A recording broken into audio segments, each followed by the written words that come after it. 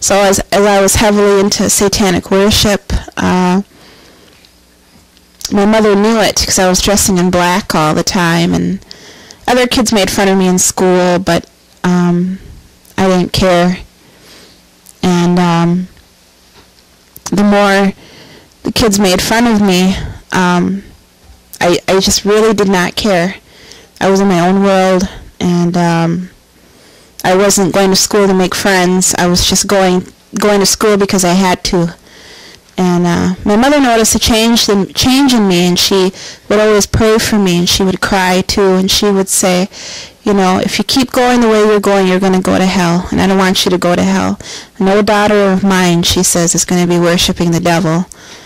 But I didn't care. I just did not care. And of course my dad would start in on me too, and he's like, why are you wearing black all the time? And I'd be like, oh, because I totally hate you. I just hate you, you know. And I was always cursing him and being really mean to him, and I had no remorse. And so one time I had a dream, and I took a nap in the afternoon, and as I was doing that, I had a dream, and I was in hell, and I was in this pit. This pit was perfect circular. I knew that circle was perfect. It was embedded in the ground, and there was fire and brimstone in these bricks. These bricks were glowing red hot. That's how hot it was. I mean, it was so hot down there that those bricks, they glowed. And I remember looking to my left, and I saw those bricks, and I knew that it says in the scriptures about fire and brimstone. And that's what those bricks were. I remember fire and brimstone. And as I was in hell, there were 3 demons assigned to me, and I knew that. And not only that, but there was an audience. There were detestable creatures. I couldn't make out their faces, but I saw their deformities in their body, and they looked really weird to me, and they were scary looking. And one of the 2 demons hooked me up to these chains.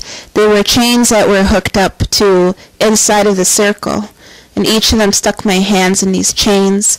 These chains were about an inch thick, and they were really wide band, and they clipped those onto me. And I remember looking at those chains, and the chains, I knew those chains were ancient. I knew many people were hooked to these chains at one time, and I was just a number. And there was some flesh that were still left on those chains on each side of me. And I knew that I was going to get it. I just knew it. And they stuck each of my wrist against the walls of the chains. And those chains, they weren't little. They were massive. They were about probably this thick, round. And they were heavy. I mean, they weren't light. It was just heavy, where I just couldn't resist but just to stick my arms out. Then each of the demons took my my ankles, and they put these bands around my ankles, and my legs were spread apart. So I had my arms spread apart and my legs spread apart. And I could hear the other demons. They were cheering them on. They were like, yeah, all right, you know, and they were clapping, and I was just looking at them. I couldn't feel the heat of hell. All I kept looking at was this creature coming towards me. So the 2 demons, after they got done hooking me up, they backed away from me. They didn't turn around and back away. They were looking at me, walking backwards. They got pleasure out of just looking at me, knowing that I was totally helpless, knowing that I could not get out of there. They knew that, and that gave them such pleasure. And as the fire of hell was glowing about me, I could see the outline, and it was a massive audience of all sorts of deformities of demons. And all I could see were their shadows. And I kept looking. And I wanted to scream for help, but I didn't even have the energy to do that because I knew I was doomed. I just knew I was doomed. And I was ready to accept my punishment. And out of the crowd came the third demon that was assigned to me. This demon was probably, I want to say, 10 to 12 feet high. Its skin was red. I remember that. I don't know why his skin was so red, but it was like blood red. He was muscular. He had like a six-pack. He had horns, but it came back like this. It wasn't up like this, but it was back of his head.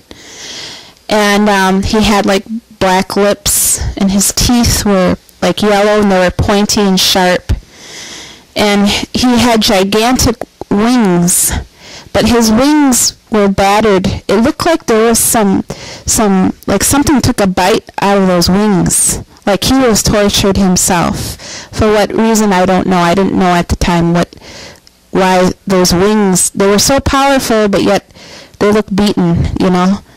And he had a long tail, and he had these massive, like three big fingers, and they had claws that went like this at a curve.